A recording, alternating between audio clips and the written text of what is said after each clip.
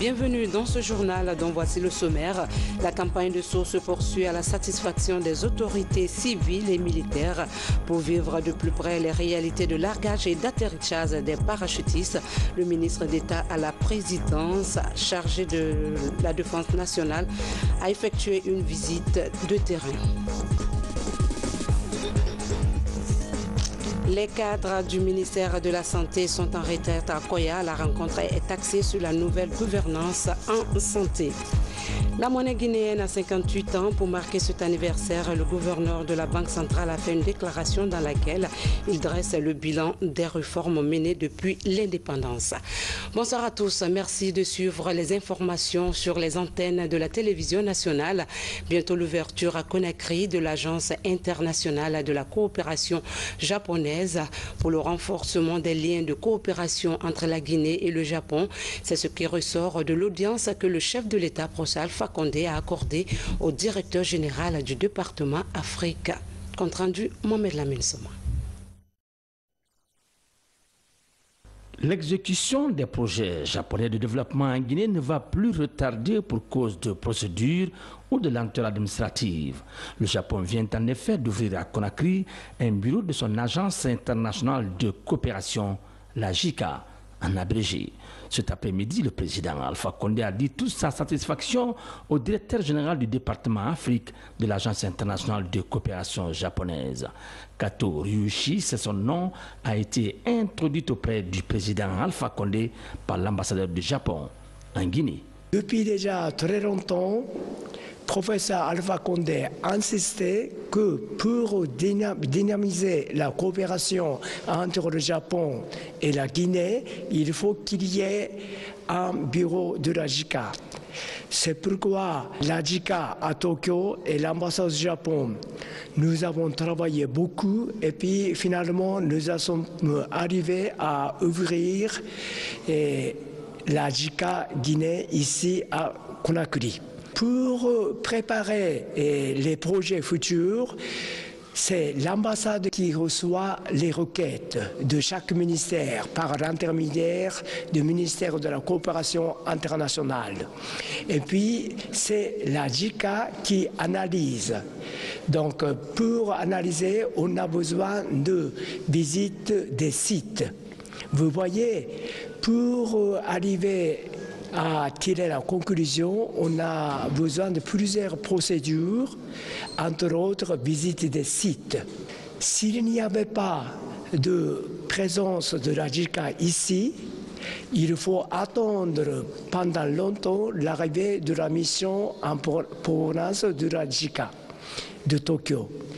Donc la rapidité de procédure pourrait être nettement améliorée. De toute vraisemblance, cela traduit la volonté du gouvernement japonais de renforcer sa coopération avec le gouvernement guinéen.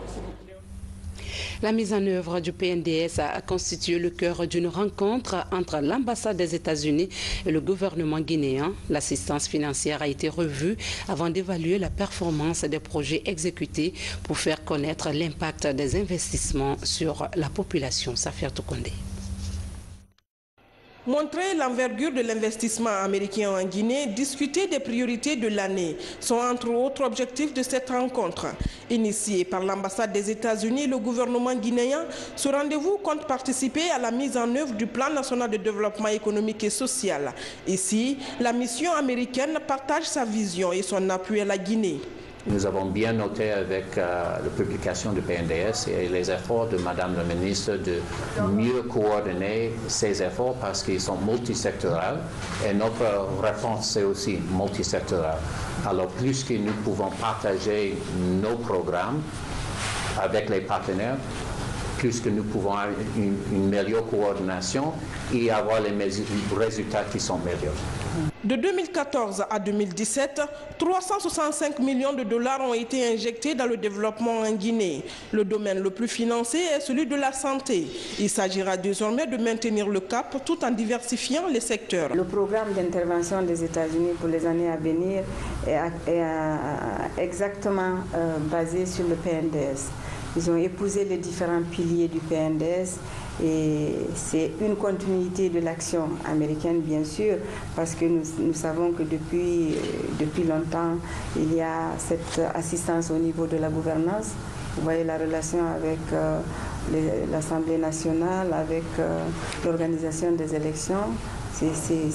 Donc c'est une continuité, c'est un accompagnement de qualité qui nous permet aussi d'avancer dans ce secteur-là. Depuis 1960, la mission américaine appuie la Guinée pour une croissance économique et un développement humain durable. Le renforcement de la bonne gouvernance, le soutien au processus démocratique et la réforme de la sécurité sont les aspects de coopération entre le pays de l'oncle Sam et la Guinée.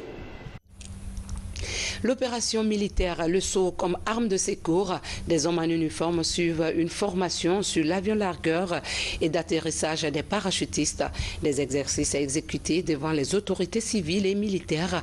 L'opération se déroule à Maférien où le ministre d'État à la présidence chargé de la Défense nationale a effectué une visite. Sergent Alassane Diaby, correspondant de la presse militaire. Après 23 ans de disette, le bataillon autonome des troupes aéroportées Bata renoue avec le Saut. Cette campagne mobilise 325 militaires. Elle a été lancée le 22 février dernier à la base aérienne principale de Conakry par le ministre d'État à la présidence chargé de la Défense nationale. Les opérations se déroulent à Maférien, dans la préfecture de Forêt-Karia. C'est un exercice parachutiste parfaitement réussi. Donc nous avons pu voir de près le travail des militaires marocains et guinéens et nous avons pu toucher de près la technicité et la volonté de nos homologues guinéens. Au compte de cette campagne, 3 femmes s'illustrent bien. Équipées de parachutes ventrales et dorsales, elles sont embarquées à bord de ce cargo et larguées à 400 mètres d'altitude, munies de parachutes ronds ayant une ouverture automatique. Moi, j'ai déjà décroché mon brevet au Maroc. J'ai effectué 6 sauts au Maroc. Donc c'est mon 7e saut aujourd'hui. Dire que c'est femme ou bien l'homme, non. Tout le monde peut faire ce métier. Si on a le courage, on peut faire. Donc ça a été bien passé. Le ministre d'État à la présidence chargé de la Défense nationale salue l'exploit de ces femmes. Nous sommes très émerveillés, très impressionnés par la qualité et le professionnalisme des parachutistes qui viennent de faire le saut devant nous. Donc je pense que c'est une manœuvre qui a bien réussi dans l'intérêt de l'armée guinéenne et grâce à l'armée marocaine. Et c'est un espoir et une fierté pour nous tous de voir des femmes, au même titre que des hommes, sauter dans l'avion comme parachutistes. Cette campagne permet à chaque stagiaire d'effectuer 2 séances de saut. Elle s'inscrit dans la dynamique de la réforme du secteur de la sécurité dans son volet formation. La première édition du Salon international de l'industrie, du bâtiment et de l'investissement a ouvert ses portes ce matin à Conakry, organisé par CIPEX en collaboration avec le Centre de diffusion de l'information du Maroc. La rencontre qui se tiendra sur 3 jours verra la présentation et l'exposition des opportunités d'affaires. Djaré Diallo. 1er mars 1960, 1er mars 2018, 58 ans d'indépendance politique et monétaire, toute une histoire jalonnée de nombreuses réformes courageuses qui ont permis de construire et de consolider au fil des années un système financier dynamique et fiable au service du développement. Dans une déclaration publiée par le gouverneur de la Banque centrale, Lousseine Nabé a saisi l'occasion pour faire le bilan des réformes menées en 2017 et indiquer celles qui pourraient se réaliser en 2018. La Banque centrale a poursuivi ses efforts d'assainissement.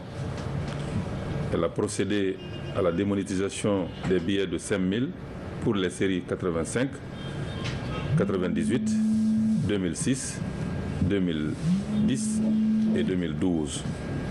Pour faciliter le traitement de grandes capacités en matière de tri et de restriction de billets, la banque s'est dotée d'équipements modernes qui ont permis de réduire considérablement le niveau et la fréquence des opérations d'émission. La BCRG compte poursuivre ses efforts à travers l'introduction d'une nouvelle dénomination, coupure de 2 000 francs, et le redimensionnement de la coupure de 10 000 au courant de l'exercice 2018.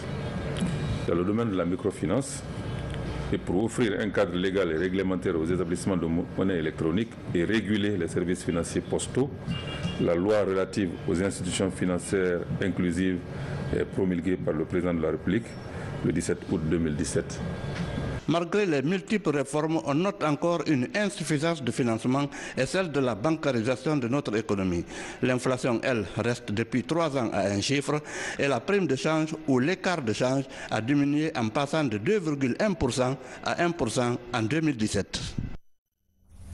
Voilà, vous avez dû le rectifier. La monnaie guinéenne a 58 ans. Pour marquer cet anniversaire, le gouverneur de la Banque centrale a fait une déclaration dans laquelle il dresse le bilan des réformes menées depuis l'indépendance.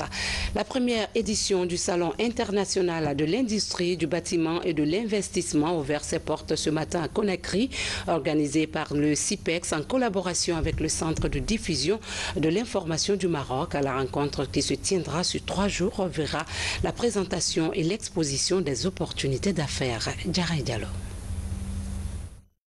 Comment renforcer les capacités du protocole guinéen et comment améliorer les pratiques des agents du protocole? C'est pour résoudre ces différentes préoccupations que les autorités du département des affaires étrangères et les Guinéens de l'étranger ont organisé cette première rencontre à Conakry. Il s'est agi pour eux de promouvoir la cohérence de l'action diplomatique et mettre à la disposition des administrations nationales, des missions diplomatiques, des institutions républicaines et des collectivités décentralisées de disposer d'un appareil protocolaire efficient et efficace à la hauteur des attentes du chef de l'État. Le protocole, c'est la vitrine d'un pays. Pour la première fois qu'un diplomate arrive, un fonctionnaire international arrive, on rencontre le protocole. C'est le protocole d'abord qui est agréé sous l'autorité du chef de l'État. Les ambassades, les ambassadeurs qui viennent de l'organisation internationale sont gérés par le protocole. Et toutes les structures d'ordre protocolaire, organisationnelles sont gérées en principe par le protocole, à partir du protocole du ministère des Affaires étrangères. Pour ce faire, des diplomates chevronnés ont partagé les expériences, surtout les méthodes et les manières de faire pour amener nos services protocolaires à répondre aux attentes. Ces 3 jours durant, en écoutant les communications des cadres du département, les chefs et agents du protocole, anciens et actuels, en toute humilité, j'ai beaucoup appris. Je me suis enrichi de bien de nouvelles connaissances. A-t-on jamais fini d'apprendre? La jeune génération, ces diplomates en herbe ici présents, nombreux et enthousiastes, ne me démentiront pas, tant l'intérêt qu'ils ont porté au débat, en les animant pleinement, m'a semblé évident. Le protocole couvre diverses activités liées au cérémonial de la République, au déplacement des chefs d'État et de gouvernement, ainsi qu'aux visites de dignitaires et personnalités de marque.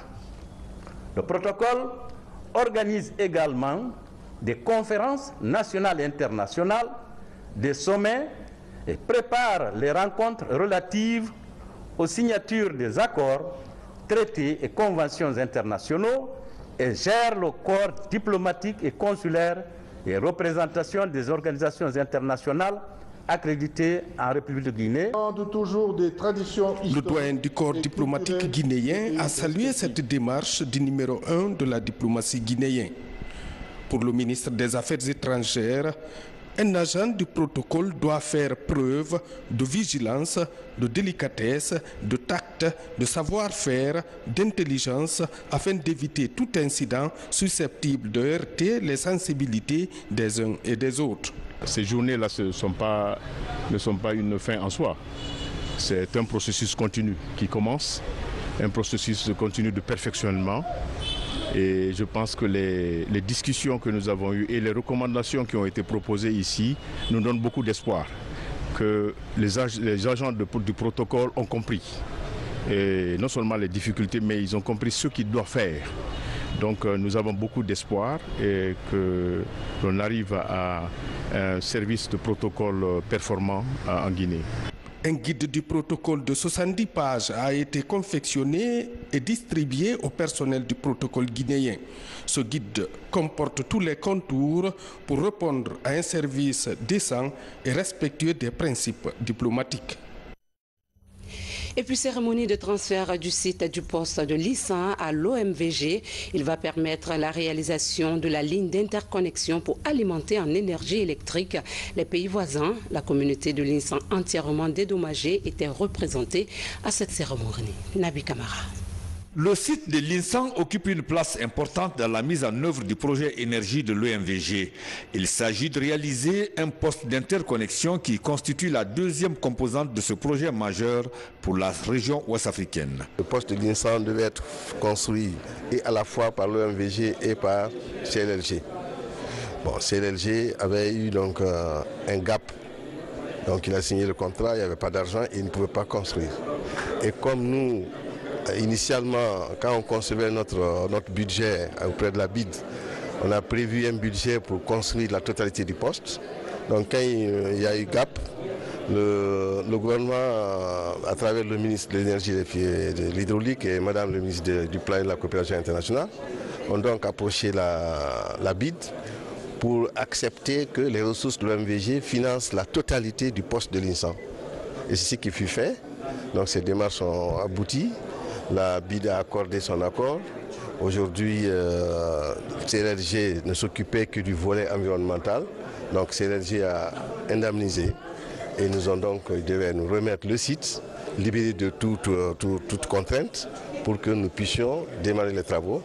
Le poste de l'INSAN, d'une superficie de 15 hectares, qui est à la fois un poste de 225 kV et un poste de 110 kV, permettra d'intégrer le réseau 110 kV de Garafiri au réseau régional du WAP, d'interconnecter les réseaux de l'OMVG, de Transco CLSG Guinée-Mali, l'OMVS et la boucle de Guinée, et aider la Guinée à jouer pleinement son rôle d'exportateur d'énergie hydroélectrique renouvelable et propre. Ce matin, le site du poste a été transféré à l'OMVG et les droits fonciers du site à Transco CLSG, la société qui devait construire le poste sur un domaine de 15 hectares. Les communautés coutumières de l'INSAN ont été dédommagées à hauteur de 780 millions de francs guinéens. Ce montant devrait servir à la réalisation des infrastructures d'intérêt public. Dans l'actualité également, le comité de pilotage de l'ITIE-Guinée a présenté son projet de note synthèse du plan de travail et du budget au cours de la réunion annuelle qui s'est tenue ce mercredi à Conakry. Près de 500 000 $ sont à mobiliser par le comité de pilotage pour la réalisation de ces activités. Valérie Talimanet, un reportage. Rendre transparentes les recettes générées par les industries extractives est un autre challenge des autorités guinéennes. Déclaré pays conforme à l'ITIE international depuis juillet 2014 à Mexico, la Guinée est résolument engagée à promouvoir la transparence dans les industries extractives. Une initiative d'envergure mondiale qui devrait permettre de baliser le chemin pour la prochaine validation de l'ITIE Guinée prévue pour le mois de juillet 2018. Pour atteindre le résultat escompté, le projet de la note synthèse du plan de travail et budget est présenté au cours de cette réunion annuelle du Conseil de supervision de l'ITIE Guinée. Ce processus-là est important pour pouvoir consolider notre position dans cette initiative. Nous avons travaillé d'arrache-pied avec le secrétariat exécutif, avec le comité de pilotage, pour que nous nous assurions déjà que les rapports sont produits à temps, ce qui a été le cas au cours des dernières années. Et dès cette année, nous allons prendre de l'avance dans la production de ces rapports. À date, l'ITIE Guinée a publié et disséminé 11 rapports à l'intérieur du pays. Afin de pérenniser la proactivité des sociétés minières, le comité de pilotage sollicite le soutien de ses partenaires techniques et financiers. Diplomates et représentants des sociétés minières présents dans cette salle s'engagent tous à accompagner l'initiative de transparence minière. Mais ce que j'aimerais bien souhaiter, d'autre part, c'est que tous les acteurs de la vie économique, financière, politique et sociale de la Guinée respectent aussi les investisseurs, respectent leur participation au développement de la Guinée, et de ce point de vue, les investisseurs ne cherchent que la tranquillité, la stabilité de la Guinée et la continuité de sa politique dans ce domaine. En Guinée, l'un des objectifs du nouveau plan d'action et de budget 2018 est de maintenir la conformité de la chaîne de valeur au bénéfice des populations. Côté financement, près de 500 000 $ sont à rechercher par le comité de pilotage auprès de ses partenaires pour réaliser son plan d'action 2018. À présent, l'actualité nationale, en bref, nous amène à la découverte de Kassangué, une localité de la préfecture de Téléméné, perchée sur une montagne dont l'accès est difficile. Des travaux d'ouverture d'une piste rurale sont lancés par la communauté. Et puis du côté de l'Assemblée nationale, le président du partenariat régional ouest-africain de l'eau a échangé avec les députés sur la gestion intégrée de l'eau. Reportage signé Mamadou Salouba, Alpha Gassimumba.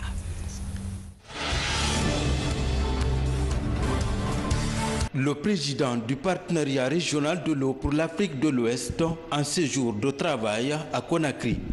Reçu à l'Assemblée nationale, les entretiens ont porté sur l'implication de l'institution ainsi que tous les acteurs du pays dans la gestion intégrée des ressources en eau. Le code de l'eau pourrait être soumis à l'Assemblée nationale pour adoption à la prochaine session ordinaire des lois. La mission première, c'est de créer les conditions pour que les ressources en eau soient d'abord protégées pour les générations actuelles et les générations futures. La deuxième mission, c'est que les ressources en eau soient profitables à tous, sans distinction, et pour tous les usages. La troisième mission, c'est de faire en sorte que cette utilisation par différents usagers de la ressource en eau ne cause pas de conflits, et de prévenir ces conflits, d'organiser. Un autre aspect de sa mission, c'est de faire en sorte que le rôle de la femme, sans lequel il n'y a pas une gestion réelle de l'eau, puisse être affirmé et être ressorti afin que justement l'humanité puisse profiter justement de ces ressources.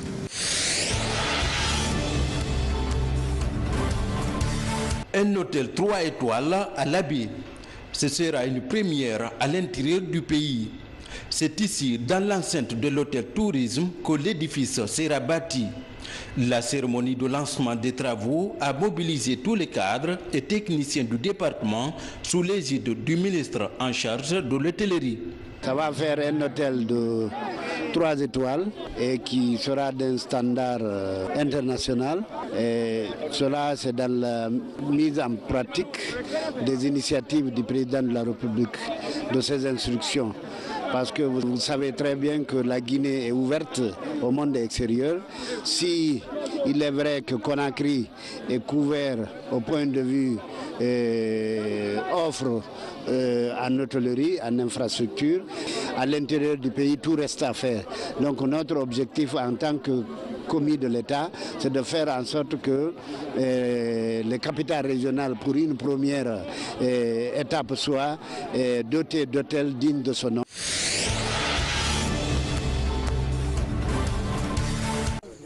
Perché sur une montagne à plus de 800 mètres d'altitude, Kansangui est l'un des districts de la sous-préfecture de Brouassoukien dans la préfecture de Télimélé.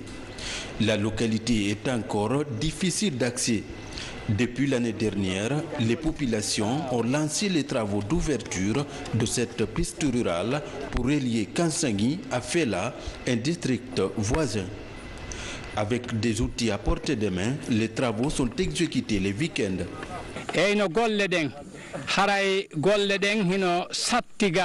Les travaux sont pénibles à cause de la montagne, mais la population est déterminée. Il y a vraiment du sérieux dans les travaux.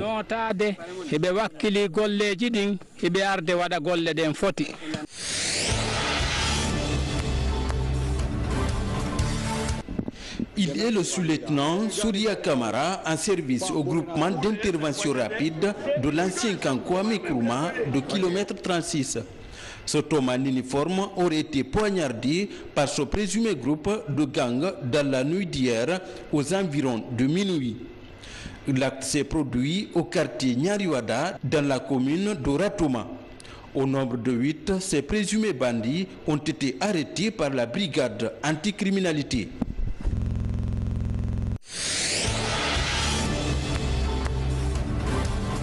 Parlons de la gouvernance dans le domaine de la santé. La question a fait l'objet d'une retraite des cadres du ministère de la Santé à Koya. Le thème a permis d'outiller les hauts cadres du secteur récemment nommés en technique de gestion administrative et d'orientation de la politique nationale de santé. Les stratégies sont passées en discussion pour améliorer le système de santé guinéen. Les détails dans ce reportage de Adjatobari. Les uns occupent de nouvelles fonctions, les autres sont tout simplement nouveaux dans l'administration sanitaire. Ensemble, ils forment la nouvelle équipe dirigeante du ministère de la Santé suite à un décret présidentiel. Réunis à Koya, ils apprennent la notion de gouvernance sanitaire. L'enjeu est de mieux cerner les 5 axes prioritaires inscrits dans la lettre de mission du département de la Santé pour répondre efficacement aux besoins des citoyens. Nous avons réuni cette nouvelle équipe ici pour dire que l'heure n'est plus au discours. Il s'agit donc d'agir effectivement et de faire de sorte que le contenu de notre lettre de mission soit appliqué et appliqué intégralement et exactement comme il le faut pour que nous puissions atteindre donc les résultats et satisfaire la population guinéenne. Au total, ils sont 33 hauts cadres récemment nommés au cabinet du ministre de la Santé. Ce mini-remaniement du cabinet connaît également la création de 3 nouvelles directions. Leur fonctionnement répond à un cadre institutionnel bien défini, d'où la nécessité de la répartition du travail entre les responsables de chaque direction. Sur la base des attributions générales de chaque direction générale au national, il sera question de procéder à une répartition des tâches pour ne pas que l'adjoint soit seulement un figurant, mais qu'il y ait des activités importantes, mais surtout des activités de coordination, de supervision avec les divisions et les sections. Et pour une fois, nous avons revu ensemble les textes organiques qui régissent les attributions et fonctionnement des différentes directions. Je pense que ce départ est un bon départ pour des novices que nous sommes en matière d'administration centrale. Cette rencontre de la nouvelle équipe dirigeante du ministère de la Santé résulte aussi de la restructuration des programmes de santé. Il passe désormais de 16 à 7 programmes de lutte contre les maladies. Il y a trop de programmes de santé et qu'il faudrait donc réduire le nombre de programmes pour plus d'efficacité. Pour l'année en cours, la nouvelle équipe dirigeante identifie déjà les priorités de chaque direction, au nombre desquelles le renforcement de la prise en charge des urgences, la réduction de la mortalité maternelle, la lutte contre les faux médicaments et la validation de la politique nationale de la biologie médicale. Les acteurs de la pêche artisanale étaient en assemblée générale ce mercredi au port de pêche de Temenetaï. L'objectif est d'échanger sur la décision du département sur l'annulation du prix de kilogramme du poisson à 10 000 francs guinéens. Une commission sera mise en place pour sortir un prix officiel afin de soulager le panier de la ménagère. Abdoulaye Diallo. Il ne s'agit pas d'une remise d'attestation, mais plutôt la distribution aux représentants des débarcadères de la copie de la décision du ministre des Pêches qui annule le prix du kilogramme de poisson qui était fixé à 10 000 francs guinéens. Un prix qui, pour ces acteurs, n'était profitable qu'aux établissements d'exportation du poisson. Les pêcheurs ont compris, d'abord ça y va dans leur intérêt. Si le prix à 10 000, ils sont perdants. C'est un produit à l'export. Ce n'est pas un produit qu'on vend aux Guinéens. Si le produit est vendu à 25 000 ou à 40 000, c'est les Guinéens qui en bénéficient. Donc il faut qu'on ait au moins un prix nous permettant de subvenir à nos besoins.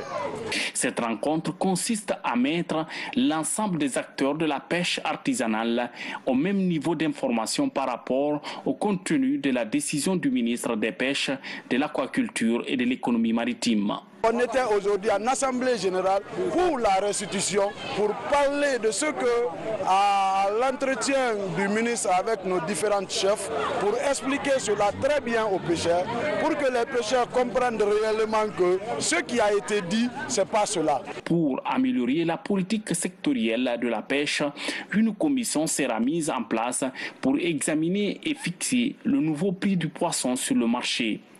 En attendant, le prix du kilogramme de poisson varie entre 20 et 25 000 francs guinéens. Ce public reportage, le secteur de la loterie en pleine expansion en Guinée. La Guinéenne des Jeux a lancé en conférence de presse un nouveau produit. Il s'agit de Cash Million, un produit qui permet aux clients de parier via son téléphone portable en envoyant un SMS. Mamadi Ternakamisoko. L'univers du jeu s'agrandit en Guinée. Lancé ce mercredi à Conakry, Cash Million est un nouvel outil mis à la disposition des populations par la Guinéenne des Jeux. Un produit digital qui vient révolutionner le secteur de la loterie. Grâce à sa plateforme, Cash Million permet aux parieurs de miser via son téléphone portable en envoyant juste un SMS. Comment le jeu va se passer? Il suffit juste de choisir 5 numéros entre 1 et 48. Après ce choix, vous avez la possibilité de les envoyer par SMS vers un numéro court. Et ce numéro court, c'est le 81 34. En envoyant ces 5 numéros vers ce numéro court, il faut juste les séparer par le symbole dièse. Il y a une autre possibilité aussi de participer à ce jeu, Cash Million. Il suffit juste d'envoyer flash, le mot flash, F-L-A-S-H, vers le numéro court par SMS. Et combien le citoyen guinéen pourrait s'attendre à gagner?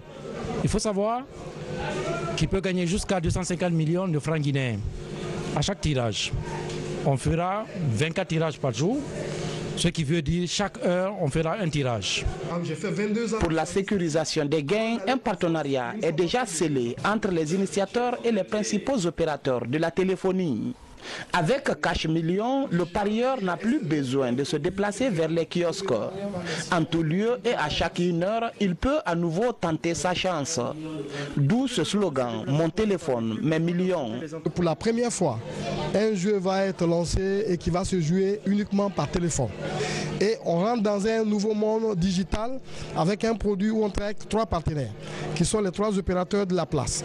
Ces 3 opérateurs nous ont permis d'être interconnectés sur leur plateforme, ce qui fait que nos jeux sont beaucoup sécurisés. Pour la ville de Conakry, plus de 150 jeunes seront déployés sur le terrain pour expliquer les avantages de ce nouveau produit aux populations. Il en sera ainsi pour les autres régions du pays. Nous avons mis une panoplie, en tout cas, de communication. Et nous allons expliquer les sauges en langue, en malinké, en soussou, en poulard, en guerzé. Ça a déjà commencé. Dès ce 1er mars, fête de la monnaie nationale, les paris vont officiellement démarrer sur l'ensemble du territoire national. Le comité de médiation dans la crise syndicale a entamé ses travaux sous la direction du médiateur de la République ce matin. Thibaut Camara, conseiller personnel du chef de l'État et membre du comité, fait le point de la première journée. Suivez. Je pense qu'on est dans une discussion et dans un échange. Chaque parti essaie de faire prévaloir ses positions, ses intérêts et ses convictions. Mais je viens de vous dire qu'au-dessus de nous tous, il y a la Guinée. Et le plus important aujourd'hui, eux-mêmes l'ont exprimé avec un esprit de responsabilité que je salue. Le plus important, c'est comment faire en sorte que les enfants de Guinée reprennent le chemin de l'école. Comment faire en sorte que les enseignants qui ont fait ce mouvement de grève reprennent confiance dans le gouvernement de manière à ce que la concertation continue autour d'un acquis, parce que les 40%, je le rappelle, c'est un acquis pour eux. Il ne s'agit pas d'une négociation nouvelle. Les 10% déjà ont été payés à la fin de ce mois de février. Donc les discussions tournent autour des 30%, les modalités et les échéances de paiement de ces 30%.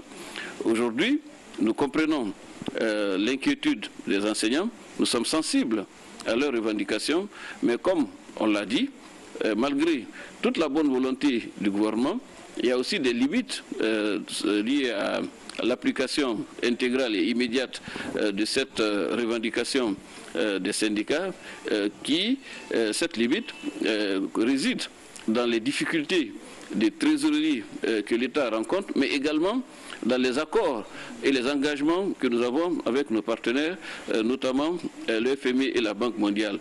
Donc comment concilier tous ces impératifs, comment parvenir à faire comprendre à chacun qu'il y a ce que nous voulons et puis à ce que nous pouvons.